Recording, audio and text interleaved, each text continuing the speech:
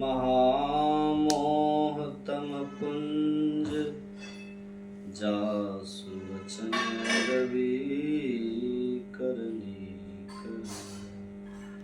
धन्य धन्य सद्गुरु सुखद महिमा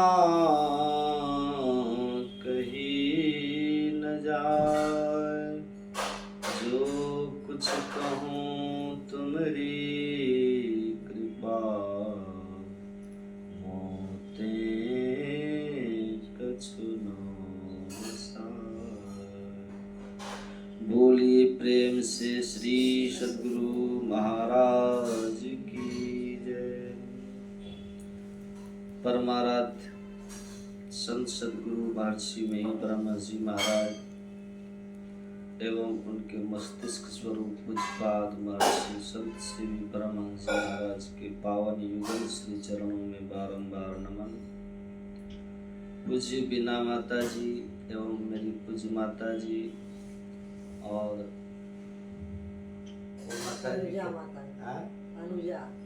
पूज्य अनुजा माता जी, सबों को मेरा प्रणाम, सबों को जय गुरु। एक भजन सुनाते हैं। मैं नहीं मेरा नहीं यह तन किसी का है दिया। आप लोग भी दोहराइएगा, ठीक। मैं नहीं मेरा किसी का है दिया। जो भी अपने पास है वह धन किसी का है दिया। जो भी अपने पास है किसी का है दिया। मैं नहीं मेरा नहीं यह मन किसी का है दिया। छीन लेगा कब इसे पता हमको नहीं। छीन लेगा कब इसे इसका पता हमको नहीं। देने वाले ने दिया वह भी दिया किस शान से। देने वाले ने दिया वह भी दिया किस शान से। मैं लेने वाले मैं मेरा यह कहने वाला कह उठा अभिमान से। मैं मेरा यह कहने वाला कह उठा अभिमान से। मेरा यह कहने वाला मन किसी का है दिया। मैं मेरा यह कहने वाला मन किसी का है दिया। मैं नहीं मेरा नहीं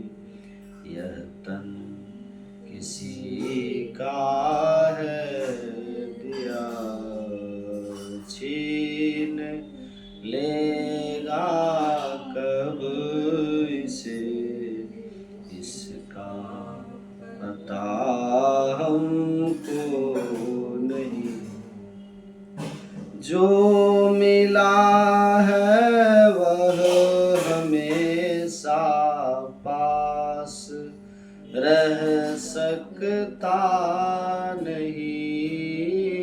जो मिला है वह हमेशा पास रह सकता नहीं। कब बिछुड़ जाए ये कोई राज कह सकता नहीं।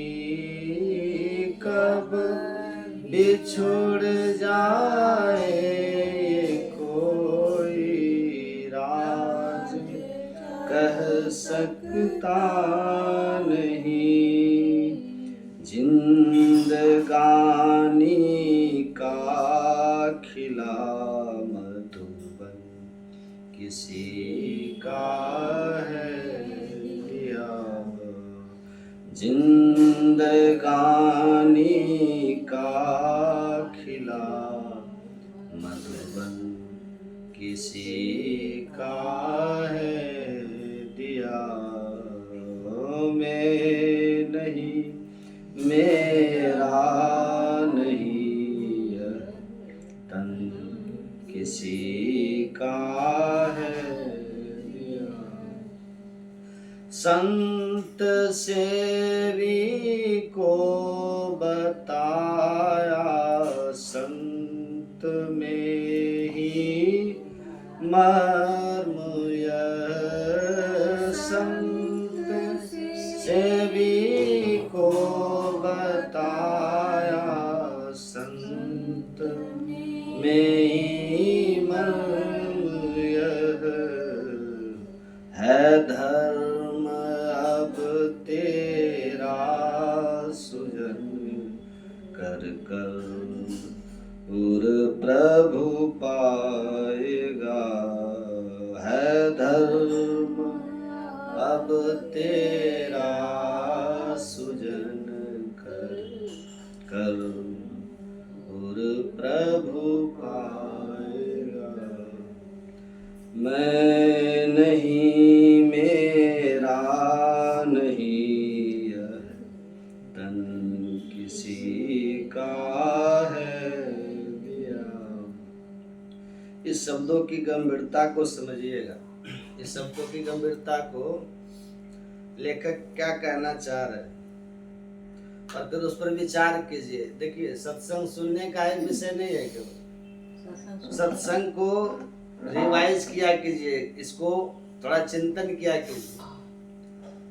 तत्श्रवण प्रपठन विचारण परो भक्त्या विमुच्यन्नरः। अपने किसी प्रेमी से 1 लाख रुपए उधार मांग के देखिए, क्या करेगा? भैया कब तक दोगे? 1 हफ्ता में दे देंगे। 1 हफ्ता के भी जो ब्याज बनेगी ना, ले लेगा आपसे। सब प्रकार की व्यवस्थाएं पूरी पहले ही लिखवा लेगा आपसे कि यहाँ साइन करके दे जाओ कि दे दोगे मुझको वापस। लेकिन भगवान कितने कृपालु हैं, शरीर दिया हमको, चाहते तो थोड़ी कम ही छोड़ देते। सब कुछ भरपूर दिया है। देखने के लिए बढ़िया आंखें दिए, सुनने के लिए बढ़िया क्वालिटी वाले कान दिए, नहीं दिए?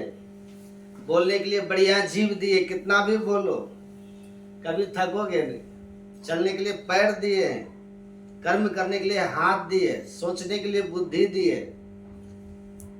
है क्यों अभिमान करते हैं हम लोग?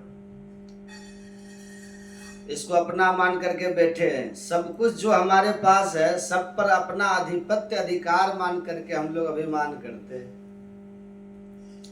आपका यदि अधिकार आपके देह पर है तो फिर एक प्रैक्टिकल कीजिएगा। आज ही अपने देह को ऑर्डर कीजिए कि आज के बाद तू बुढ़ा नहीं होना चाहिए, यहीं पर रुक जा। एक भी सफेद बाल नहीं निकलना चाहिए, झुर्रियां नहीं पड़नी चाहिए, तुम यही रुक जाओ। घूमना फिरना छोड़ दो, अपने शरीर से कह दो तू अपने आप पतला हो जा। तुम्हारी बात नहीं मानेगा, क्योंकि तुम्हारा है ही नहीं। आपका होता तो आपकी बात मानेगा ना। ये देह आपका है ही नहीं, तो फिर अभिमान क्यों करना? अभिमान मुक्त होकर के जो देह मिला है, ये फॉर्चुनिटी मिली है, इस फॉर्चुनिटी से भगवान का भजन कर लीजिए। बहुत ध्यान से समझिए इस भजन को। किसी ने मुझसे पूछा, महाराज जी मानव जीवन का लक्ष्य क्या है, हम क्यों जी रहे, हमारा उद्देश्य क्या है, हमारा कल्याण का पथ क्या है, मानव जीवन का मुख्य उद्देश्य क्या होना चाहिए। ये होना चाहिए जो संत बता रहे हैं। अंतिम पंक्ति में क्या कह रहे हैं लेखक, सुनिएगा।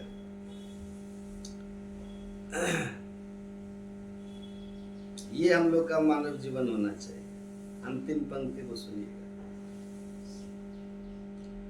जग की सेवा खोज अपनी प्रीति प्रभु से कीजिए। जग की सेवा खोज अपनी प्रीत गुरु से कीजिए। जिंदगी का राज है यह जान कर जी लीजिए। साधना की राह पर साधन किसी का है दिया। साधना की राह पर साधन किसी का है दिया। मैं नहीं मेरा नहीं यह तन किसी का है दिया। जग की सेवा खोज अपनी अप्रीत गुरु से कीजिए। यही हम लोग का उद्देश्य है। जग की सेवा खोज अपनी, ये बढ़िया। क्योंकि संसार जो है देखिए, संसार में यहाँ जितने लोग बैठे हैं ना, कोई भी व्यक्ति निरर्थक ऐसे ही केवल खाने पीने और सोने हंसने के लिए नहीं आए हैं पृथ्वी में। हर व्यक्ति को किसी न किसी कार्य की सिद्धि के लिए भगवान ने भेजा है। लेकिन हम लोग व्यर्थ माया में पड़ करके अपने अपने जन्म का हम लक्ष्य ही नहीं पहचान पाते। हम आए क्यों हैं दुनिया में। खुद की खोज कीजिए, खुद से पूछिए क्यों आए हैं हम यहाँ। आदि गुरु शंकराचार्य कहते, को हम कस्तवम कुत आया था, को में जननी को में ताता। मैं कौन हूँ, मैं क्यों आया हूँ संसार में। और जिस दिन ये पता चल गया ना, आदि गुरु शंकराचार्य भगवान ज्यादा दिन रहे नहीं पृथ्वी पर, जैसे ही पता चल गया कि मेरा लक्ष्य क्या है, उस लक्ष्य को पूर्ण करते ही भगवत धाम को प्रस्थान कर गए। खुद से पूछिए कौन है, क्यों आए हैं, ये लक्ष्य होना चाहिए हमें। जग की सेवा खोज अपनी प्रीत गुरु से कीजिए। अभी जो हम लोगों को मनुष्य शरीर मिला है, हमको क्या करना चाहिए। मनुष्य शरीर प्राप्त, जिसके जीवन के बहुत अल्प समय शेष बचे हो, उसको अपने जीवन के उद्धार के लिए क्या करना चाहिए। परीक्षित से पूछा, परीक्षित ने पूछा है सुखदेव जी से। वास्तव में ये प्रश्न हम सबकी ओर से है। हम सबके जीवन के अल्प समय ही बचे हैं। क्या भरोसा है इस जिंदगी का, गाते हैं ना भजन में, कोई भरोसा है।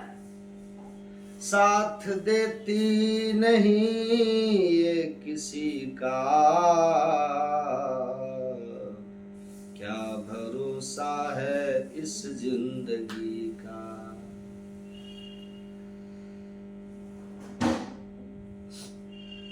कोई भरोसा तो है नहीं कब प्राण चले जाए। तो वास्तव में ये प्रश्न केवल परीक्षित का नहीं, हम सबका, बल्कि परीक्षित हमसे बढ़िया है। क्यों बढ़िया है, उनको तो 7 ही दिन में मरना, हमको तो कभी भी मर सकते, हमारे प्राण तो कभी भी जा सकते। इसलिए जिसके जीवन में अल्प समय है, उसको अपनी मुक्ति के लिए क्या करना चाहिए, उसका उत्तर सुनिएगा। सुखदेव जी महाराज कहते हैं, वर्यानेशते प्रश्नः कृतो लोक हितं नृप, आत्मवित् सम्मत पुंसां श्रोतव्यादिवस्पर। आवाज थोड़ा एकदम बैठा दिया है। देखिए, शास्त्र एक नीति बता रहा है, शास्त्र एक नीति बता रहा है, इसको अपनाइएगा। धन कमाते समय और भोजन करते समय सदा ये सोचना चाहिए, ध्यान से सुनिएगा, कि सारा आज ही नहीं कमाना, आज ही नहीं खाना, मैं कल भी जीवित हूं, कल खा लूंगा। शास्त्र नीति बता रहा, बहुत ध्यान से सुनिएगा। धन कमाते समय और भोग भोगते समय ये सोचना चाहिए कि अभी कल भी तो है मेरे पास, सारा आज ही क्यों करूं, कल कर लूंगा। लेकिन भजन करते समय सदा ये सोचना चाहिए कि मेरा अंतिम क्षण भी अंतिम हो सकता है, अगला क्षण भी अंतिम हो सकता है। जितना भजन करना इसी क्षण कर लो, अगला क्षण मिलेगा नहीं मुझको। ये एक बड़ी सुंदर नीति है शास्त्र की, लेकिन हम लोग उल्टे हो गए। आज भोग भोग ले चकाचक, कल मिले नहीं मिले, जिंदगी न मिलेगी दोबारा। अब भजन बोले कर लेंगे, परसों कर लेंगे, कल नहीं आया तो। इसलिए बात मानिएगा, भगवत आराधन करने का जब मन हो उसी समय कर लीजिए, और संसारी काम करने का, धन अर्जन करने का अगर समय लगता हो मन, तो उसके लिए ये विचार कर सकते हैं, ठीक है आज कर लेते, थोड़ा कल भी तो है, कल कर लेंगे। लेकिन व्यक्ति उल्टा है, भोग भोगने समय ये सोचता है कि ये मेरा अंतिम क्षण है, आज ही कर लो।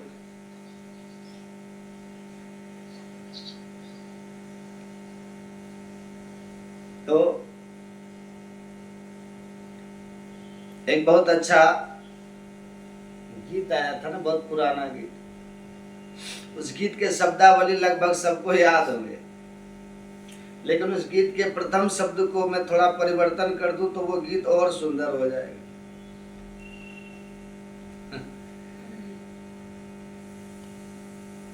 सुना दे? सुनाइए।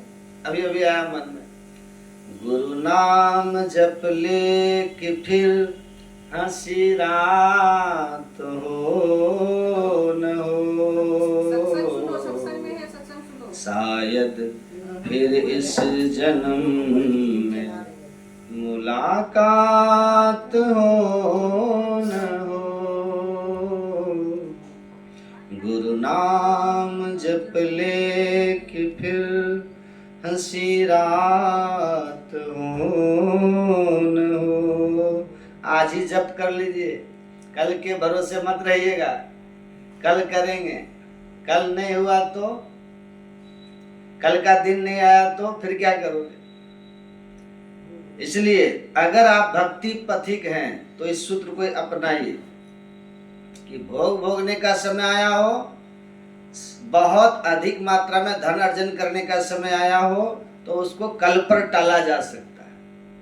लेकिन सत्संग करने की योजना बन रही हो, भजन करने की योजना बन रही हो, है ना, जप करने की योजना बन रही हो, उस समय तो इतने घबरा जाइए, क्या अगला घंटा मेरा अंतिम हो सकता है, इसी घंटे करना है मुझे जो करना है।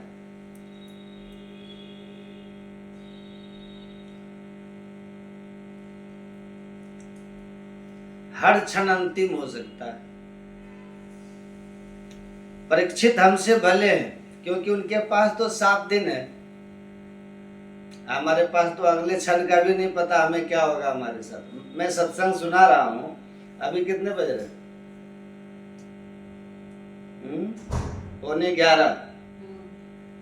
मैं 11 बजे तक मैं सत्संग कर पाऊंगा इसकी गारंटी भी मेरी नहीं है। 11 बजे तक मैं जीवित रहूंगा या आज कथा में कर पाऊंगा, इसको मैं दावे से नहीं कर सकता, क्योंकि हम सबका हर क्षण अंतिम है।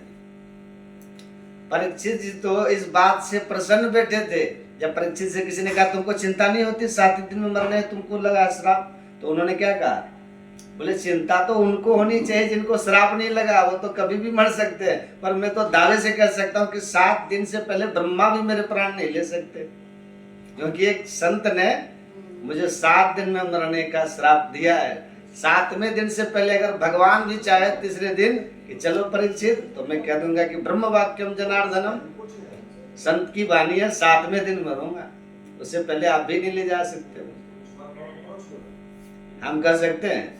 नहीं, हमारा तो हर क्षण अंतिम है।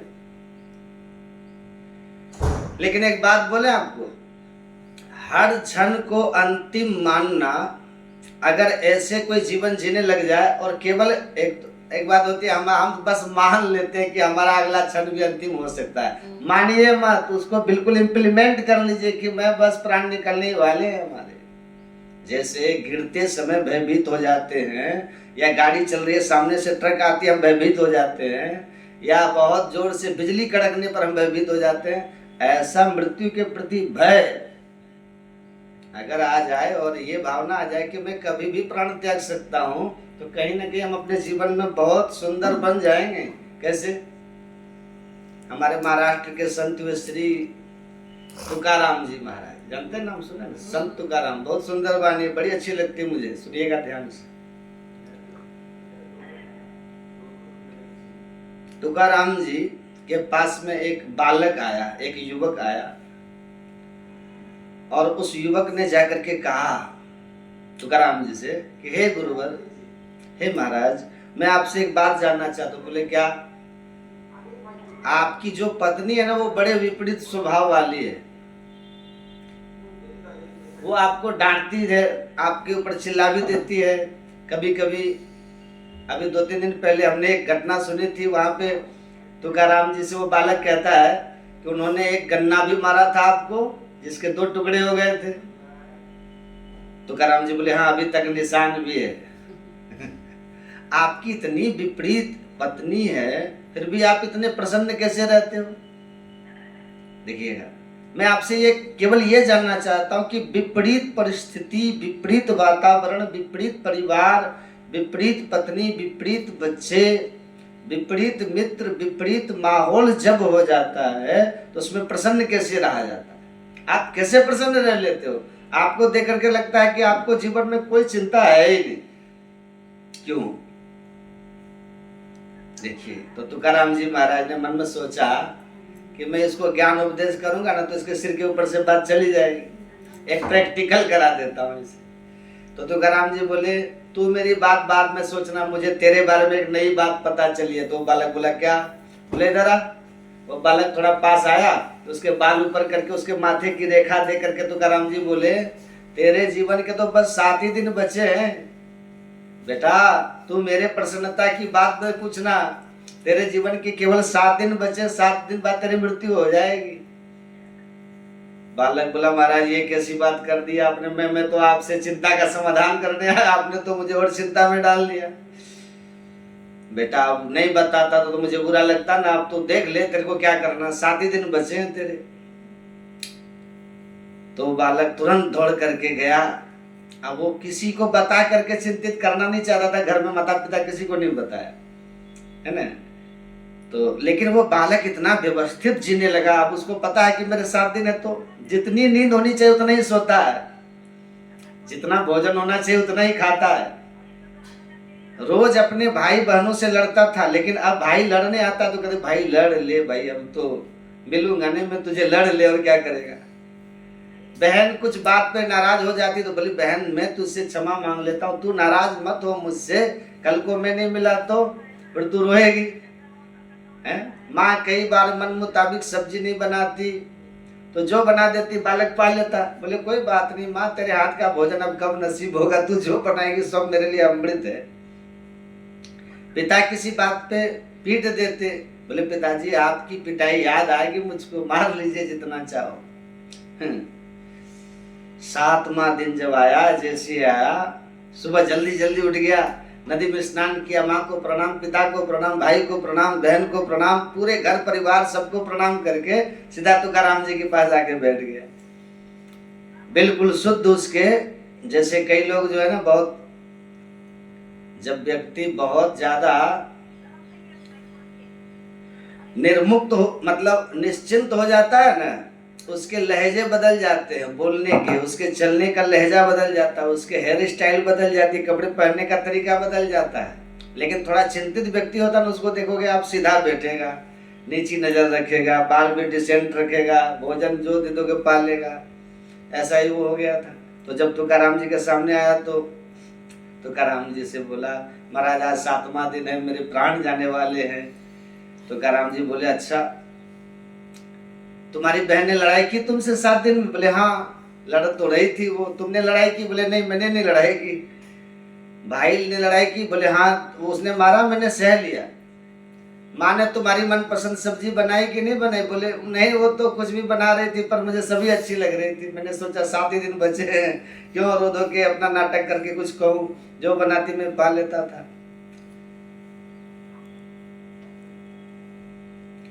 पिता ने तुमको मारा? बोले हाँ मारा, पर इस बार पिता की पिटाई में मुझे दर्द नहीं हुआ, बल्कि ये लगा कि 7 दिन बाद कौन मारेगा मुझे।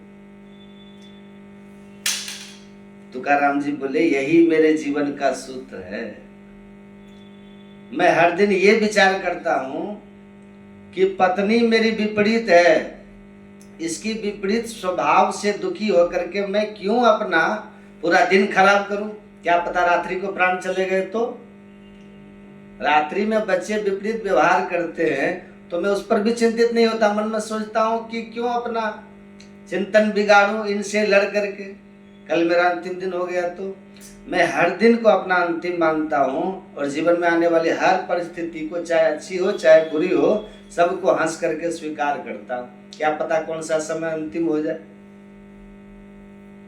बालक चरणों में गिर गया, बोले जय हो। इसीलिए आप तुकाराम जी हैं, क्योंकि आप मेरे प्रश्न का उत्तर सीधे सीधे ना दे करके मुझे समझा करके देना चाह रहे हैं।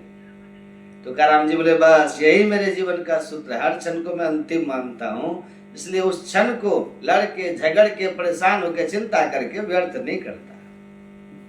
जय जय राम कृष्ण हरि, जय जय राम कृष्ण हरि। हर क्षण अपने हरि को याद करता हूँ, राम कृष्ण को याद करता हूँ। बालक चरणों में गिर गया, प्रसन्न हो गया। थोड़ी देर बाद बोला, ये तो बता दीजिए कि आज प्राण जाएंगे कि नहीं मेरे। तुकाराम जी बोले, बेटा कभी भी जा सकते हैं, ये बात सदैव चिंता में रखो, चिंतन में रखो, है ना।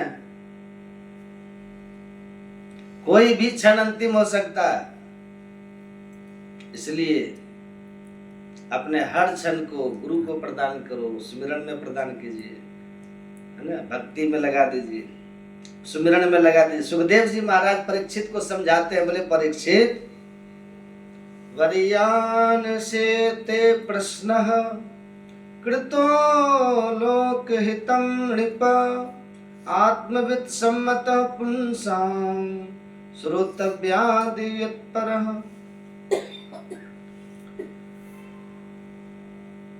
परीक्षित,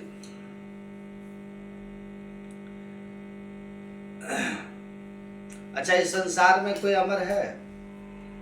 अमर यहाँ कोई नहीं है। आए हैं सो जाएंगे, राजा रंग फकीर, इसका ही नाम है मृत्यु लोक, है ना, संसार का नाम। तो यहाँ जो आए हैं वो यहाँ से जाएंगे, मतलब जो जन्म लिए हैं वो मरेंगे। कृष्ण भगवान कृष्ण का वचन पढ़िए, गीता का 2रा अध्याय। भगवान कह देते हैं, जातस ही ध्रुवो मृत्यु, जिनका जन्म हुआ है उनकी मृत्यु ध्रुव निश्चित है। सुन रहे कि नहीं माता जी? सुन रहे हैं? क्या कह रहे थे हम? जिसका जन्म हुआ है मृत्यु निश्चित है। उसके पहले यही बोल रहे थे कि अच्छा, भगवान कृष्ण कहते हैं, यहाँ जिसका जन्म हुआ है उसकी मृत्यु सुनिश्चित है। जातस ही ध्रुवो मृत्यु, यहाँ जो जन्म लिया उनकी मृत्यु निश्चित होगी। अच्छा, कब होगी?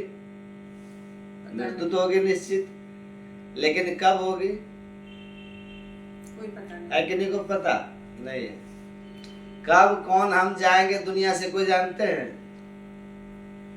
क्षण भंगुर जीवन की कलिका, कल प्रात को जाने खिली न खिली, मलियाचल की सूची शीतल मंद सुगंध समीर चली न चली, कलिकाल कुठार लिए फिरता तन नम्र है चोट सही न सही, बजले हरि नाम अरि रसना फिर कल को जाने ये हिली न हिली।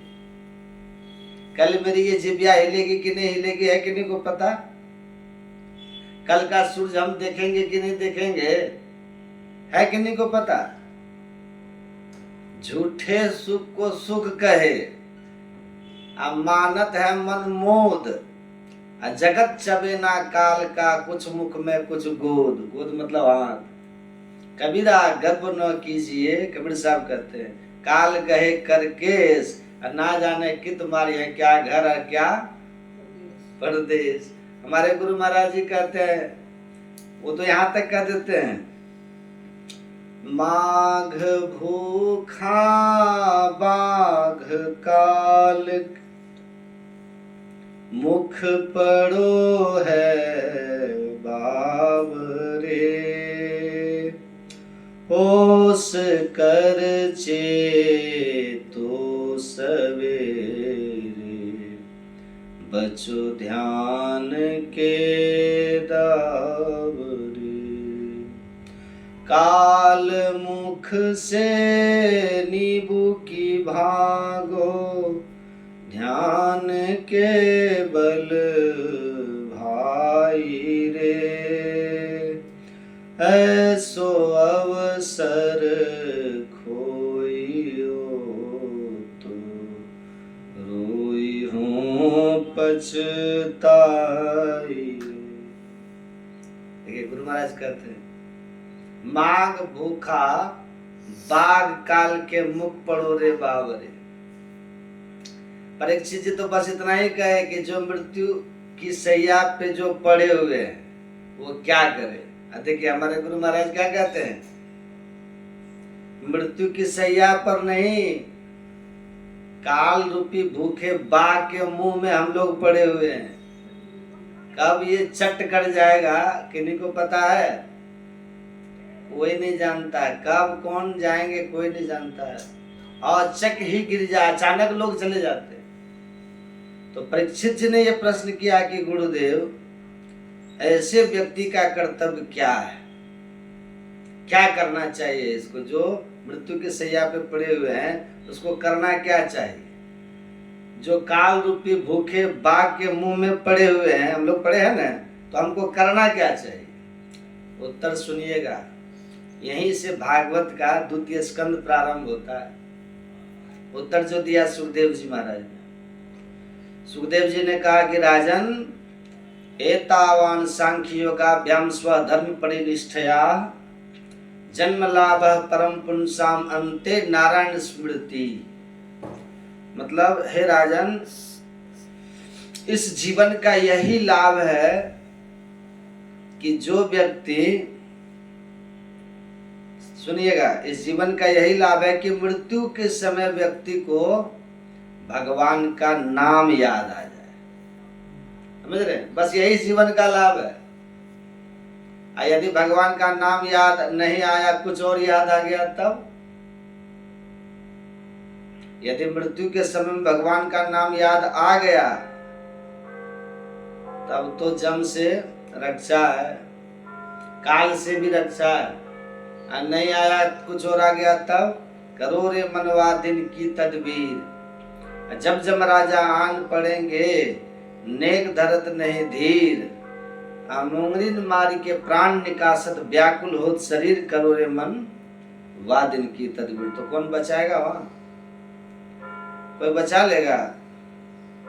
जम की मार से आपको कौन बचाएगा? किए कर तो माई बाप,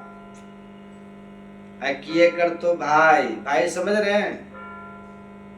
भाई किए कर तो माई बाप, किए कर तो भाई, किए कर तो घर की त्रिया। त्रिया कहते हैं पत्नी को, पत्नी के लिए पति को। किए कर तो घर की त्रिया, जमुआ ले जाए।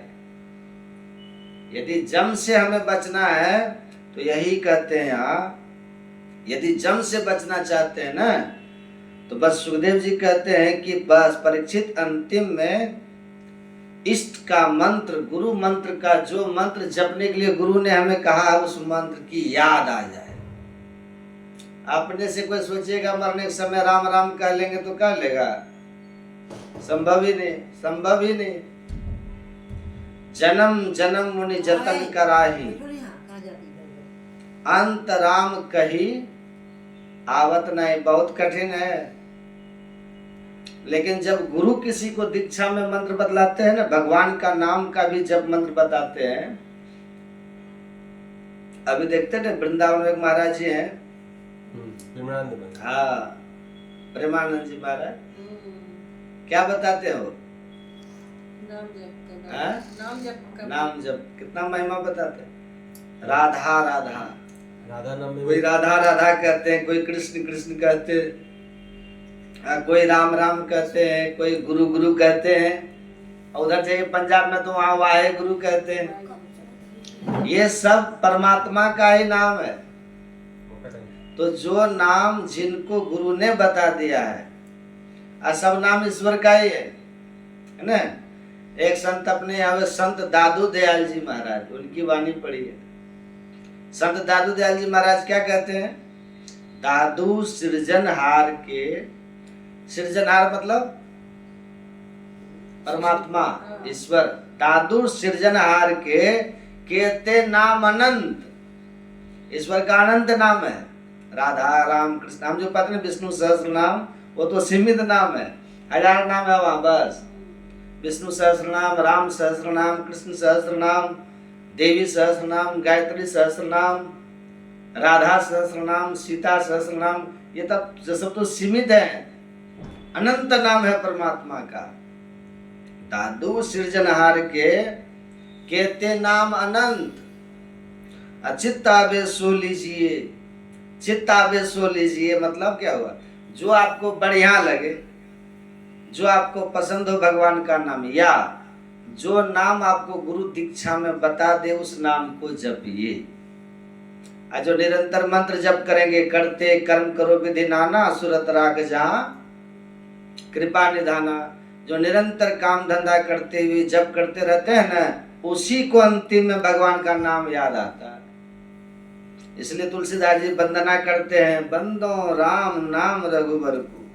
तुलसीदास जी कहते मैं राम के नाम की वंदना करता हूँ, क्योंकि ये राम का नाम ही अंतिम में जम से आपको छुड़ाएगा। न तो माँ छुड़ाएगी, न तो पिताजी छुड़ाएंगे, न तो पुत्र छुड़ाएगा, न तो पत्नी छुड़ाएगी, न तो कोई पति छुड़ाएगा, कोई नहीं छुड़ाएगा। ये भगवान का नाम यदि अंतिम में याद आ गया आपको, समझ रहे बात? एतावान सांख्योगाभ्याम स्वधर्म परिनिष्ठया जन्म लाभ परम पुंसामंते नारायण स्मृति। अंतिम में भगवान की याद आवे। लेकिन भगवान का नाम अंतिम में याद किसको आएगा? किसको आएगा अंतिम में नाम याद?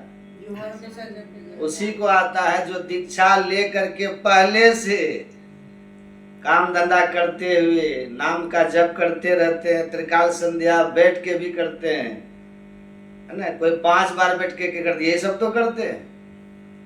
ये 5 बार 3 बार ध्यान इसलिए तो होता है, जो बारंबार इस मंत्र को जपते रहेंगे तो जपते जपते एक हैबिट हो जाती है, अभ्यास बन जाता, आदत बन जाती है।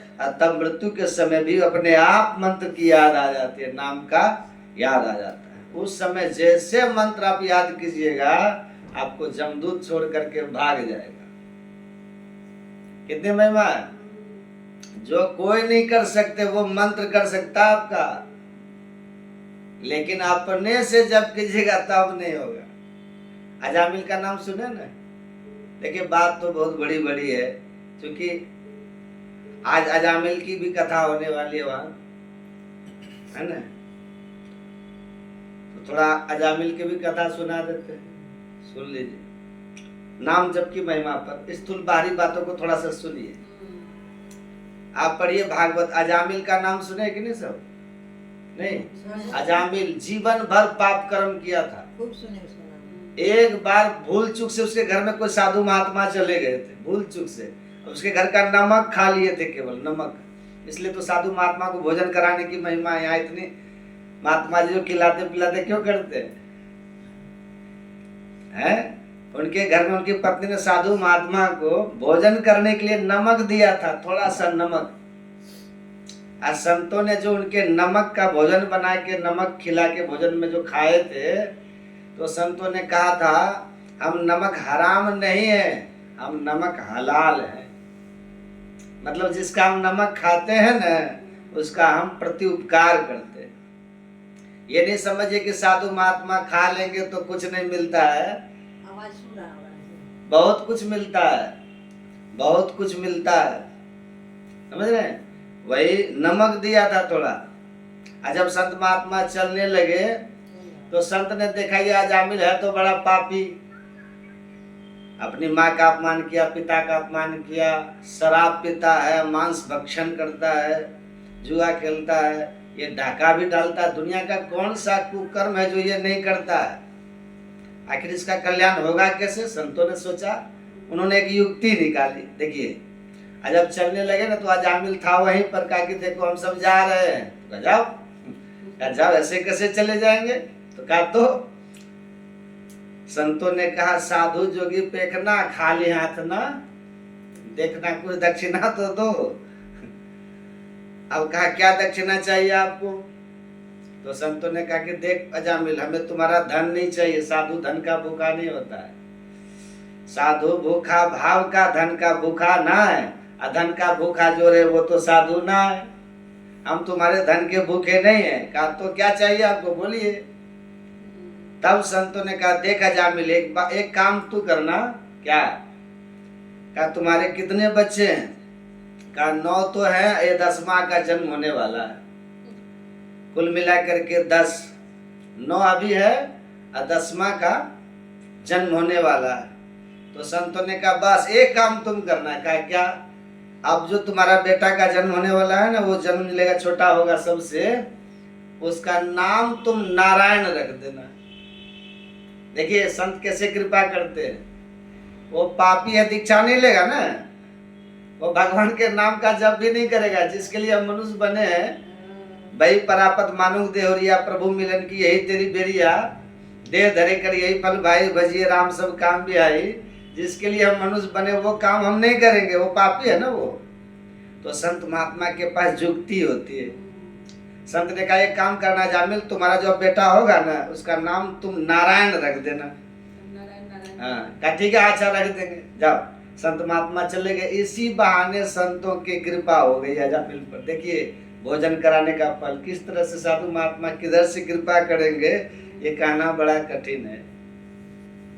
चले गए साधु महात्मा। अब चूंकि छोटा था ना, प्यारा था, लाडला दुलारा था, छोटा बच्चा था, जन्म लिया, छोटा था, तो बड़ा प्रेम अजामिल को अपने छोटा बेटा से। धीरे धीरे बड़ा हुआ, आइए बूढ़ा होता चला जा रहा है। अब कोई काम कहे, नारायण बेटा, हाँ पर चलो इधर आओ। नारायण भोजन किया, कर लो। नारायण नहाया, नहीं नहा लो। नारायण जरा ये काम करो, नारायण जरा वो काम करो। अब इसी बहाने देखिए भगवान के नाम की कितनी महिमा है। इसी बहाने दिन में हजारों सैकड़ों बार वो नारायण नारायण करता रहता था। नारायण नाम किनका बताइए?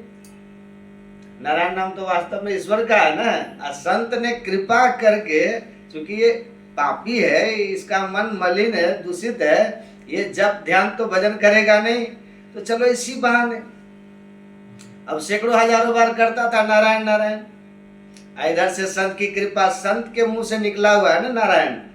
अपने से कोई भगवान के नाम का जप कीजिएगा ना आप, उतना लाभ नहीं होगा। जब वही नाम को, वही मंत्र को किसी गुरु से सीख करके, सुन करके, जान करके तब जपेंगे तो कई गुना ज्यादा लाभ होता है। बिनु गुरु माला फेरता, बिन गुरु करता दान, बिन गुरु सब निष्फल गया, बूझो वेद पुराण। गुरु बिन जप तप दान व्यर्थ व्रत, तीरथ फल नहीं दाता, लक्ष्मी पति नहीं सिद्ध, गुरु बिन वृथा जीव जग जाता।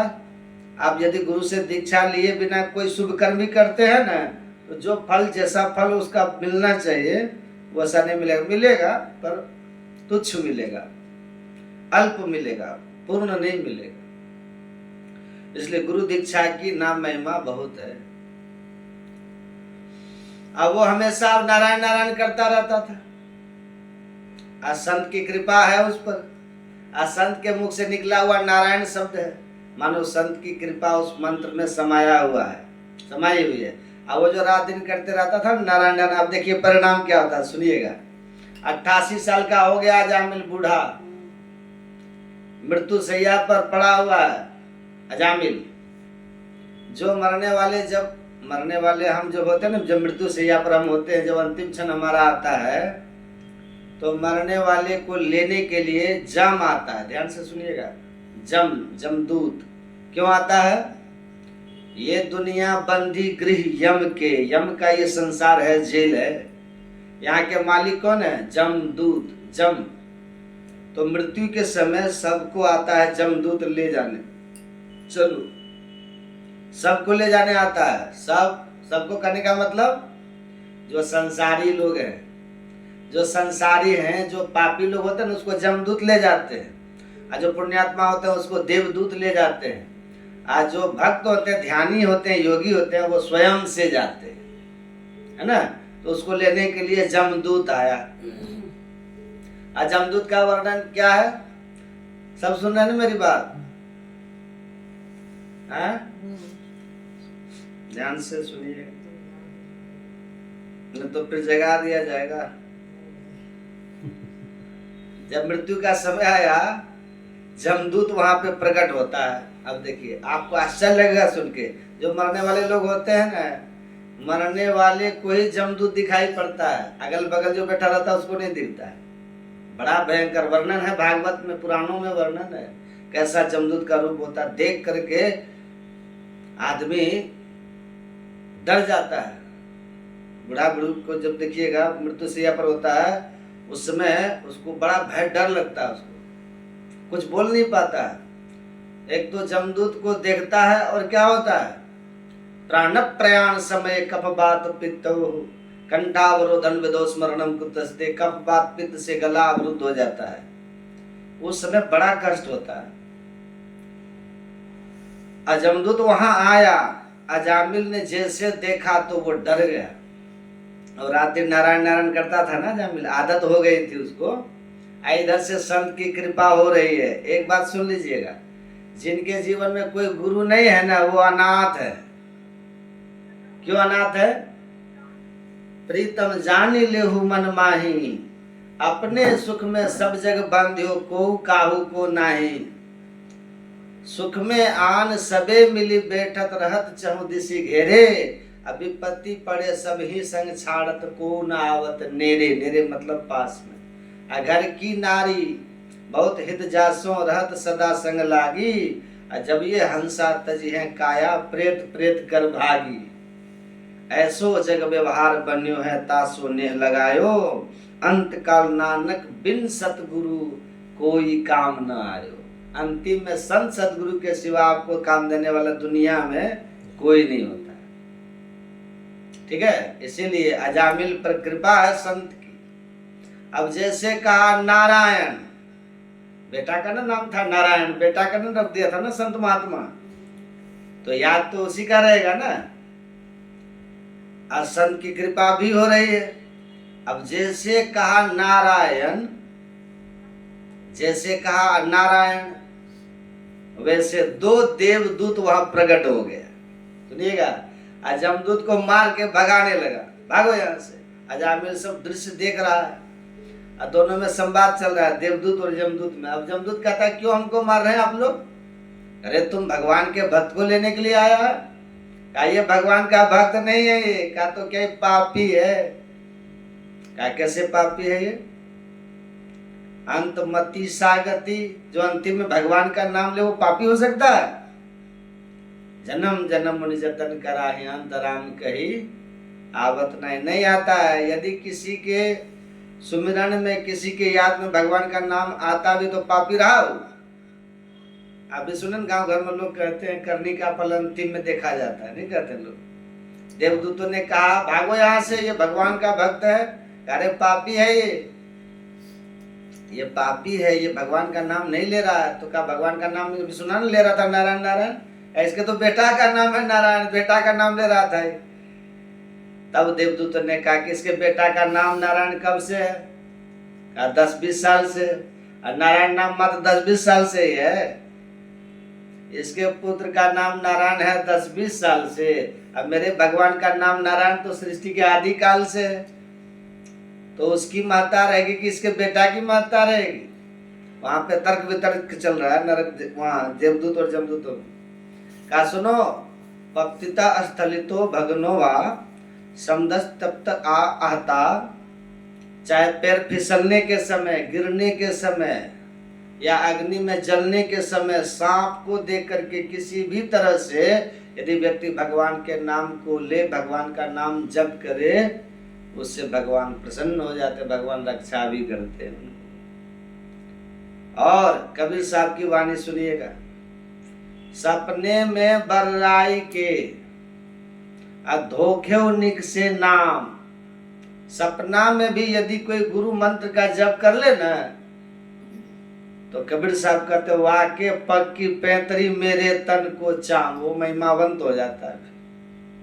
भाव कुभाव अनख आलस हो, नाम जपत मंगल दिशि दस हो। चाहे भाव से भगवान के नाम लीजिए, चाहे कुभाव से भगवान का नाम लीजिए, चाहे क्रोध में लीजिए, चाहे आलस में लीजिए, जो मंत्र आपको गुरु ने बता दिया है ना, उस मंत्र को आप किसी भी तरह से जप कीजिए तो लाभ ही लाभ है। जैसे सुनिएगा, जैसे बर्फ का टुकड़ा होता है ना, आप बर्फ के टुकड़ा को हंसते हुए छुइए, कैसा लगेगा? ठंडा लगेगा ना। और रोते हुए छुइए तब कैसा लगेगा? तभी ठंडा ही लगेगा। है? और आलस में छुइए तब कैसा लगेगा? तब भी ठंडा। अच्छा, क्रोध में छुइए तब कैसा लगेगा? तब भी ठंडा ही लगेगा। आप किसी भी तरह से बर्फ के टुकड़ा को छुइए तो वो ठंडा ही लगता है। इसी तरह से किसी भी तरह से गुरु का नाम जप कीजिए, वो लाभ ही करता है, उससे भगवान की कृपा ही होती है।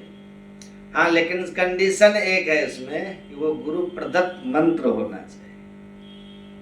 देवदूत ने जमदूतों को मार करके भगा दिया, तब अजामिल के मन में वह कि अरे ये तो हमने पुत्र के बहाने नाम लिया नारायण का, संत ने जो बताया था, तब इतनी कृपा भगवान की हो गई। यदि हम बढ़िया से दीक्षा लेके और तब मंत्र को जान के जप करेंगे श्रद्धा से, तब कितना लाभ होगा। 88 साल का अजामिल घर छोड़ करके भाग गया। उधर तुम हरिद्वार में जा करके, दक्षिण भारत में रहता था, वहीं हरिद्वार में जा करके फिर से बढ़िया से भगवान के नाम का जप किया, उसका कल्याण हो गया। बोलिए श्री।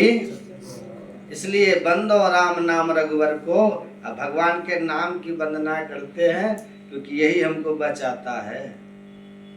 अब सुनिए, कैसे भी जपिएगा तो आपको लाभ होगा, लेकिन यदि 2 तरह से जप कीजिएगा भगवान के नाम को तो बहुत लाभ होगा। 2 तरह क्या है? याद कीजिए, जब राम भगवान गए थे ना माता सबरी के, तो क्या बोले थे? भगवान ने कहा था, हे सबरी मंत्र जाप मम दृढ़ विश्वासा, अब पंचम भजन सो वेद प्रकाशा।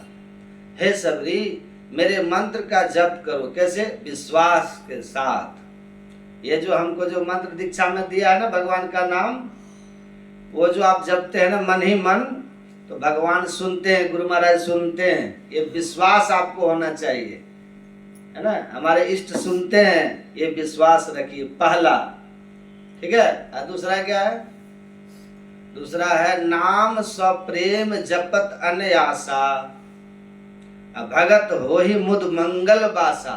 प्रेम से मंत्र को जप कीजिए, प्रेम से जपिए। इसी को हमारे गुरु महाराज जी कहते हैं, धर गर मस्तक सीध साध आसन आसीना, बैठ के चकमुख मौनी इष्ट मानस जप ध्याना।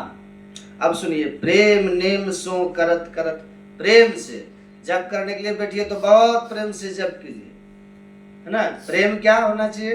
यही प्रेम, यही मंत्र हमको जम से बचाएगा, यही मंत्र हमको मृत्यु से बचाएगा, यही मंत्र हमको गुरु महाराज का दर्शन कराएगा, है ना। यही मंत्र हमको भगवान की कृपा के पात्र बनाएगा। ये सब प्रेम रखिए, विश्वास रखिए मंत्र के प्रति, तब बड़े भाव से जप कीजिए। समझ रहे हैं? हमारे गुरु महाराज कहते हैं, त्राही गुरु त्राही गुरु त्राही गुरु कहू, असार संसार से गुरु बल तरु हो। अब सुनिए, मछली पानी में कैसे डूब के रहती है, देखे मछली को, देखे मछली पानी से अलग कभी रहती है? रहती है। कबीर साहब इसी तरह से कहते हैं, नाम जपत नाम, जो गुरु मंत्र है ना आपका, जो दीक्षा में आपको मंत्र मिला है, कबीर साहब कहते हैं नाम जपत स्थिर भया, मतलब मंत्र जप करते करते मन को स्थिर कर लीजिए। नाम जपत स्थिर भया, अज्ञान कथत भया लीन, मतलब समझे, असुरत शब्द एक भया जल ही होएगा मीन। मीन किसको कहते हैं? मछली। जैसे मछली पानी में डूब के रहती है, कबीर साहब कहते हैं ऐसे ही मंत्र में, गुरु के नाम में मन को डुबा दीजिए, डूब जाइए मंत्र जप करते करते। मंत्र स्नान कीजिए, गंगा स्नान तो खूब करते हैं, मंत्र स्नान किए हैं? कौन स्नान करते हैं? मंत्र स्नान कौन करते हैं? मंत्र में स्नान करने के लिए कौन स्नान कर सकता है? डूबने का मतलब क्या हुआ? डूबने का मतलब है कि मन मंत्र को एकदम तन्मय हो जाए, मंत्र में छोड़े ही नहीं मंत्र, ऐसा तन्मय हो जाए, डूब जाए। तो कौन डूबेगा? उत्तर सुनिएगा, गोस्वामी तुलसीदास जी दे रहे। तुलसीदास जी कहते सकल कामना हीन जे वही स्नान करेगा। राम भगति रसलीन, नाम स्वप्रेम पीयूष हृदय, तिन्हु किए मन मीन।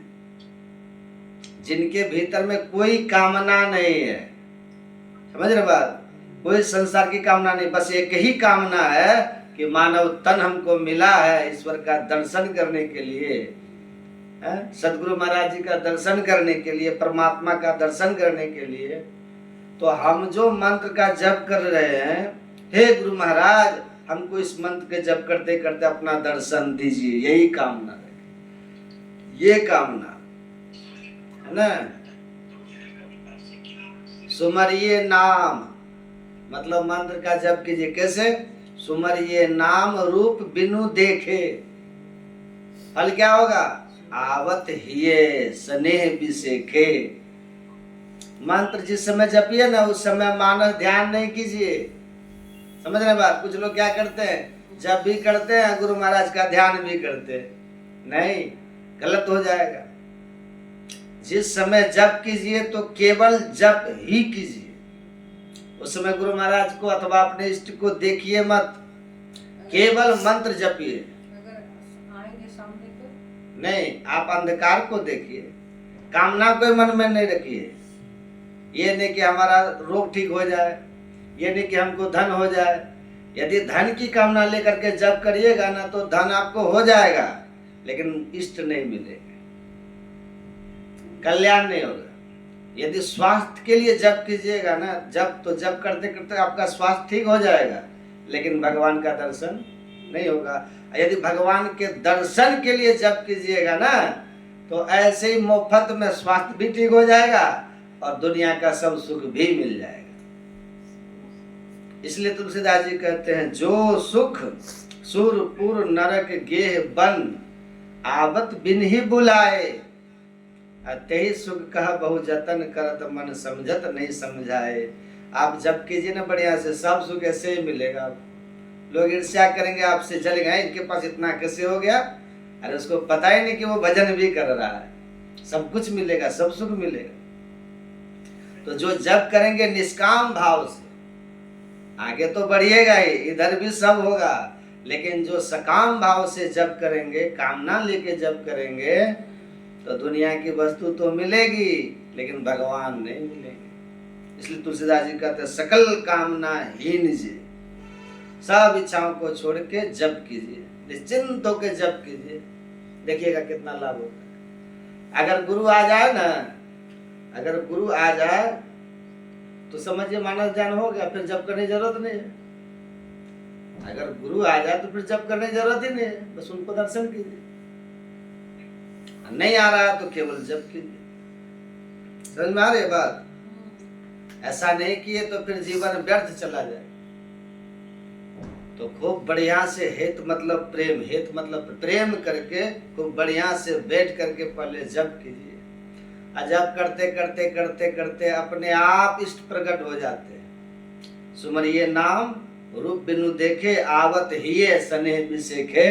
गुरु महाराज इष्ट प्रकट हो जाएंगे, उनका दर्शन कीजिए फिर, और क्या करना है। यही है मंत्र की महिमा। मंत्र की महिमा बहुत है ना, बहुत महिमा है। अवाद्यंत विचित्राणी वादंत्राणी महोत्सवे। विचित्र विचित्र वाद्यों को बजा करके ब्रजवासी सब उत्सव मना रहे थे। एक पंक्ति गाते, हाथी दिने घोड़ा दिने और दिने पालकी, कहते हैं ना हम लोग। नंद बाबा अपने लाला के होवे की बधाई में जी भर करके लुटा रहे थे। इससे एक बात प्रमाणित होती है, बहुत ध्यान से सुनिएगा सब लोग। आज भगवान का जन्म होगा। नंद बाबा कौन है? हम, आप, हम जीवात्मा नंद बाबा है। और जब कभी भी हमारे हृदय रूपी नंद भवन में इष्ट प्रकट होंगे तो हमारी वही स्थिति होगी जो नंद बाबा की हुई है। क्या स्थिति होगी? लुटाने की। संग्रह का भाव आपके अंदर से चला जाएगा अगर इष्ट जीवन में आएंगे। मानस ध्यान हो जाएगा तो आपके जीवन में इष्ट आ रहे हैं या आ चुके हैं, इसका संकेत क्या है समझिए। इधर ध्यान से सुनिए। संग्रह वृत्ति खत्म हो जाएगी अब, तो फिर क्या होगी? प्रदान वृत्ति प्रारंभ हो जाएगी, देने की वृत्ति आ जाएगी। अगर आज भी आपके मन में यह भाव आता है कि जितना हो सके संग्रह कर लिया जाए, इकट्ठा कर लिया जाए, इसको एकाग्रित कर लिया जाए, तो समझिए अभी इष्ट आपके कोसों दूर है आपसे।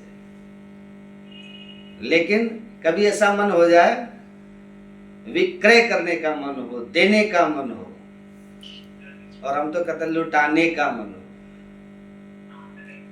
अब इसमें एक बात सोचिएगा, अपनी इच्छाओं की पूर्ति के लिए जो लोग लुटाते हैं अपने ही ऊपर, उनके लिए बात नहीं कह रहे हैं, या अपनों के वृद्धि के लिए जो लुटाते हैं वो नहीं, अपरिचितों के लिए भी सेवा में लुटा रहे हैं, किसी की असहाय की भी सहायता कर रहे हैं। पता चलता है कि अपने पास ये इतना नहीं है लेकिन फिर भी दूसरों की सेवा में व्यय कर रहे हैं। ऐसी स्थिति चित्त में आ जाए और देने में संकोच नहीं होता, देने में कष्ट नहीं होता, देने में कोई चिंता नहीं होती, देने में आनंद आने लगे, तब समझिए इष्ट आ गए। लक्षण बता रहे हैं, या तो आ गए या आ रहे हैं रास्ते में। इष्ट आएंगे तो संग्रह कम का मन नहीं करेगा। इष्ट जीवन में आएंगे तो दूसरा लक्षण क्या होगा? सबके प्रति प्रीति, सब सो नेह। जिसको देखिएगा उसमें गुण दिखेगा आपको, किसी में दोष नहीं दिखेगा आपको। समझ रहे हैं? एक महात्मा जी थे, उनका नाम था हरिराम व्यास। समझे? पता है हरिराम व्यास जी हर व्यक्ति को इष्ट के गुण से देखते थे, भगवान के गुण। अगर कोई क्रोधी रहता था तो हरिराम व्यास जी कहते जय हो परशुराम जी महाराज, प्रणाम करो। देखिए, अगर कोई हाइट में छोटा है, कई लोगों की हाइट ज्यादा बढ़ नहीं पाती है, 3, 3.5, 4 फीट पे दी एंड हो जाते हैं, तो उनको देख करके लोग कहते हैं देखो नाटे रह गए, छोटे रह गए, लोग कहते हैं ना। लेकिन हरिराम व्यास जी जब छोटे लोग को देखते थे ना, कहते ओहो जय हो, बड़ी कृपा हो। बोले क्या हुआ? बोले बामन भगवान का दर्शन हो गया, छोटा सा। कोई बहुत श्याम वर्ण का है तो कृष्ण है, कोई बहुत गंभीर है तो राम है। हरिराम व्यास जी किसी को भी दोष दृष्टि से नहीं देखते थे, सब में भगवान का अनुभव करते थे। जब इष्ट जीवन में आएंगे तो ऐसे आ जाइएगा, सबकी खूबियां दिखने लगेगी आपको, सबकी अच्छाइयां दिखने लगेगी, है ना? लक्षण दिखेगा। इष्ट जीवन में आएगा तो मौन रहना शुरू कर दीजिए। एक बात बताएं आपको, सारे लड़ाइयों की जड़ क्या है पता है? बोलना। सारी लड़ाइयों की जड़ है लूली बाई। हमने जीव का नाम रखा लूली बाई। कौन सी बाई? इनके अंदर एक भी हड्डी नहीं है, लूली बाई है, पर पूरी हड्डियां तुड़वाने की सामर्थ्य रखती है। आपकी सारी हड्डियां ये तोड़वा सकती है, आपके पूरे जीवन को नरक बना सकती है लूली भाई। सुने दे वाला बहुत। चाहे आप कितने भी कैल्शियम की गोलियां खा लो, सब जगह की हड्डियां मजबूत हो जाती है, पर ये लूली ही रहती है। परंतु इनके कारण आपका जीवन बिगड़ जाता है, बन जाता है, श्रेष्ठ हो जाता है, सब कुछ होता है। नरकगामी भी यही करवा देंगी और भगवत प्राप्ति भी यही करवा देंगी। इसलिए ये बहुत खतरनाक है। जब इनसे कुछ कहने की इच्छा कम हो जाए, मौन रहने का मन होने लग जाए। और देखिए, मौन व्यक्ति दो ही स्थिति में होता है, या तो अत्यंत दुखी व्यक्ति मौन रहता है, या फिर अत्यंत विवेकी व्यक्ति मौन रहता है। जिसका ज्ञान पच जाता है ना, जैसे ज्ञान की भी अपच होती है कई लोगों को। ज्ञान की अपच कैसी होती है? ज्ञान लेने के बाद सबको सुनाने का मन हो करेगा। ए सुनो तुम बैठो, हम तुमको एक बात सुनाते हैं, तुम इधर आओ, तुमको एक बात बता, तुम क्या जानो, हमसे पूछो। ये ज्ञान की अपच है। और ज्ञान का पाचन जिनका हो जाता है वो कैसा होता है? नहीं आप जो कह रहे हो वही ठीक है, वही बढ़िया है। अब फिर जब पूरी सभा हो जाती है तब दो चार जो गुणी लोग होते हैं उनको भैया देखो, इन्होंने जो कहा वो सब ठीक है, आप इनकी बात तो माननी है, परंतु मूल बात ये है। ये ज्ञानी, ये विवेकी व्यक्ति का लक्षण है। ज्ञान जब पच जाता है तब व्यक्ति विवेकी बनता है। और हमारे गोस्वामी तुलसीदास जी कहते हैं, बिनु सत्संग विवेक न होई, राम कृपा बिन सुलभ न सोई। पंडित लोगों को कौन कैटेगरी में रखा जाता है? कई लोगों को ज्ञान पचता नहीं है, और जब ज्ञान पचता नहीं है तो वो क्या करते हैं, सब जगह अपना ज्ञान बताते रहते, देते रहते हैं। अच्छा, पर ज्ञान जिसका पच जाता है, ज्ञान की पाचन से ही विवेक बुद्धि प्रकट होती है, और विवेकी व्यक्ति शांत रहता है, कम बोलता है। अब हम बताते हैं, अल्प वचनों से अपनी बातों को पूरी कर देता है। अब जिसको एक बात समझाने के लिए 4 पैराग्राफ चाहिए, वो भी व्यक्ति विवेकी नहीं। अपनी बात समझाने के लिए शब्द चाहिए, बस कुछ शब्दों में अपनी बात की पूर्णता कर दे, उसको विवेकी कहते हैं। और ऐसा व्यक्ति मौन रहता है। आपको पता है, व्रत 2 ही होते हैं, एक तो अन्न का व्रत, एक मौन व्रत, है ना। इन दोनों का व्रत क्यों किया जाता है पता आपको? क्योंकि इन दोनों से ही हमारी आयु घटती है। अन्न जितना खाएंगे उतनी आयु घटेगी, और जितना बोलेंगे उतनी आयु घटेगी। जब हमने ये बात सुनी तो हमने सोचा भाई हमारी आयु तो फिर बहुत जल्दी घट जाएगी, है? सुन रहा है, सुन रहा है आप लोग को? सुनिए, जितना बोलेंगे उतनी आयु घटेगी। जब हमने ये बात सुनी ना तो हमने सोचा भाई हमारी आयु तो फिर बहुत जल्दी घट जाएगी। 4 घंटा तो हमको कथा में बोलते रहना, नॉन स्टॉप गाना भी है, बोलना भी है, उसके अलावा भी आगे पीछे बोलना। तो हमारे एक संत ने बहुत अच्छी बात कही, जो विषय वार्ता करते हैं, विषय वार्ता मतलब संसारी चर्चा, जो विषय वार्ता करते हैं, संसारी चर्चा करते हैं, उनका बोलना बोलना माना जाता है। और जो भगवत चर्चा करते हैं, भगवत चर्चा भी उनकी मौन ही मानी जाती है। अभी भी हम मौन ही है, अगर देखा जाए तो हम हर दिन 5-6 घंटा मौन है। क्यों? 4 घंटे केवल भगवत चर्चा करें, ये मौन है। इसमें आपका मौन टूटता नहीं, इसमें वाणी की जो खपत होती है वो होती नहीं। ये मूलतः श्रेष्ठ ही है। तो इसलिए कम बोलिए। मौने च कलहो नास्ति, एक नियम हमारे कहने से अगर आप मनन मान सके तो सद बता रहे हैं, आप वो प्राप्त कर लीजिए कि आप हमको याद रखिएगा। दिन भर में 1.5 से 2 घंटा सूर्य उदय और सूर्य अस्त के बीच में मौन होना शुरू हो जाए। रात्रि में नहीं, सूर्य जब आकाश में हो उस बीच में 1.5-2 घंटे का मौन निश्चित कर लीजिए, इतने बजे से इतने बजे तक हम मौन रहेंगे। और मौन का मतलब ये नहीं है कि मुख से तो बोल नहीं रहे लेकिन मैसेज चल रहे धुआंधार, व्हाट्सएप चल रहा है धुआंधार, फेसबुक चल रही है। नहीं, मौन का मतलब है कि किसी भी प्रकार के विचारों का आदान प्रदान होना ही नहीं है, केवल मंत्र जप, वो मौन। आप अनुभव कीजिएगा, एक विशिष्ट शांति, एक विशिष्ट धैर्य चित्त में आएगा, एक विशिष्ट ठहराव आपके जीवन में आने लगेगा केवल मौन से। तो इष्ट जीवन में आएंगे तो क्या होगा? सबसे पहला, संग्रह का मन नहीं करेगा, लुटाने का मन करेगा। इष्ट जीवन में आएंगे तो दूसरा क्या होगा? दोष दिखने बंद हो जाएंगे, गुण दिखने प्रारंभ होंगे। इष्ट जीवन में आएंगे तो क्या होगा? इष्ट जीवन में आएंगे तो क्या होगा? मौन रहना प्रारंभ कर दीजिएगा। और एक अंतिम बात बता देते हैं, इष्ट जीवन में आएंगे तो क्या होगा? नेत्र आपके अत्यधिक सजल ही रहेंगे, नेत्र सूखे नहीं रहेंगे आप, उनसे जल की वृष्टि छूट। मतलब किसी व्यक्ति की सामान्य प्रेम बात भी अगर आपने सुन ली, छोटे छोटे बालक ने आकर के ये भी कह दिया मैं तो रात में माँ को याद कर रहा था, आपको उतना सुन के ही रो जाइएगा। भावुकता चित्त में बहुत ज्यादा आ जाएगी। किसी की सहज वार्ता, किसी की सहज व्यवहार, सहज भाव को सुन करके आपको रुदन हो जाएगा। समझ जाइएगा, इष्ट जीवन में आ गया। आप कहिएगा महाराज ये सब कहाँ लिखा है? स्वयं भगवान बता रहे हैं। वाक गदगदा, जिसकी वाणी मेरे गुणानुवाद गाते गाते गदगद हो जाती हो।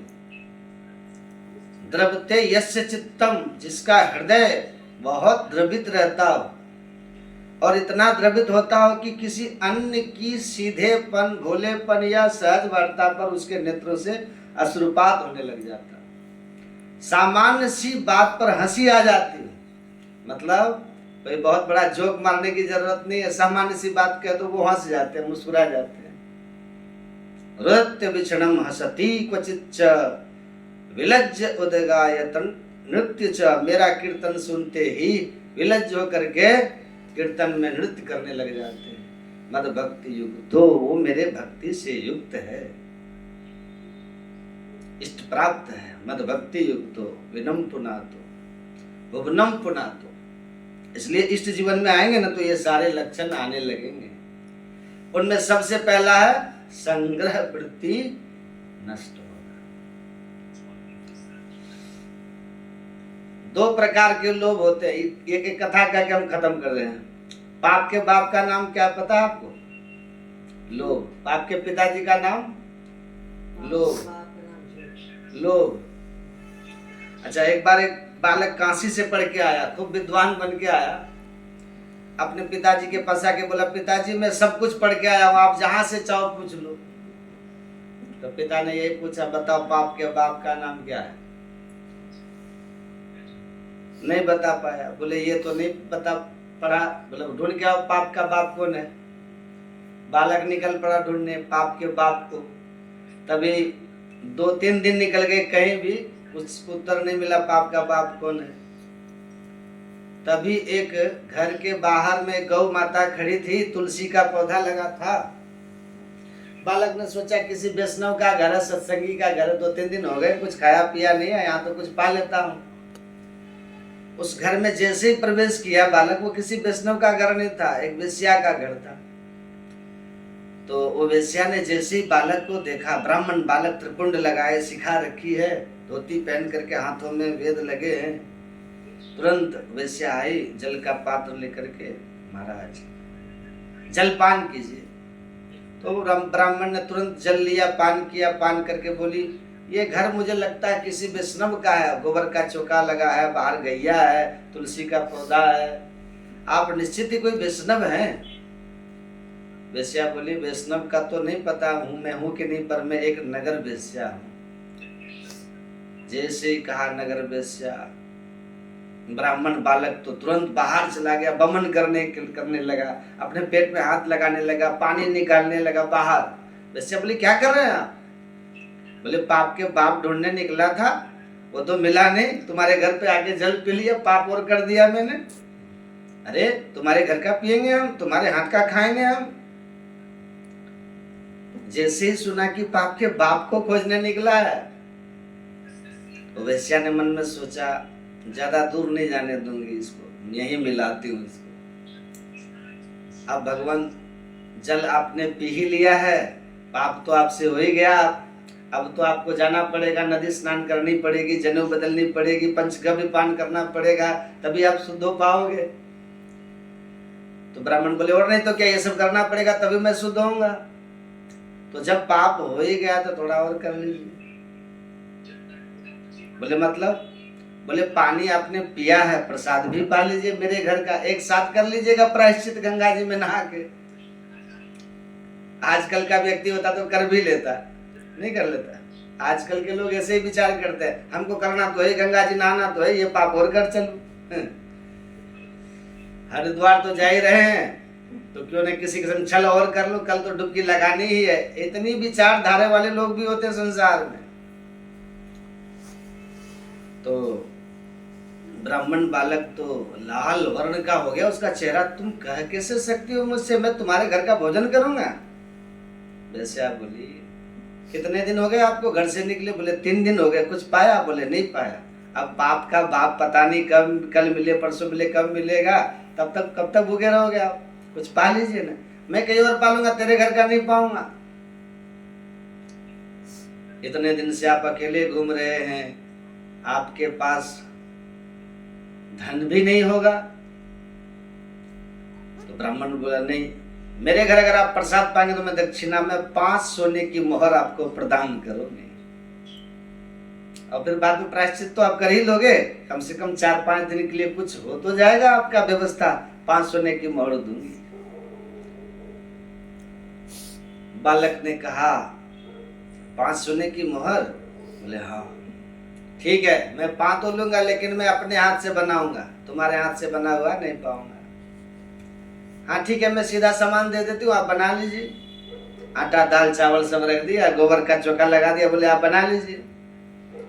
बालक, ब्राह्मण बालक जैसे ही बैठा बनाने के लिए, वैसे आई आकर के बोली मुझे बहुत कष्ट हो रहा है आपको देखकर, मैं देख नहीं पा रहा हूँ, आप मेरे सामने बैठ के अपने हाथ से बना रहे। मैं 5 की जगह 10 सोने की मोहर दक्षिणा में दे दूंगी, मुझे बनाने दीजिए ना, ये अवसर मुझे कब मिलेगा?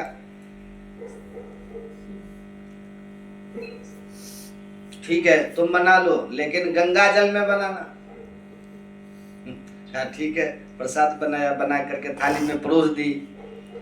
ब्राह्मण जैसे ही पाने के लिए बैठे, वैश्या ने कहा आपकी आज्ञा हो तो एक कबल मैं अपने हाथ से तोड़ के खिलाऊं आपको, अपने हाथ से।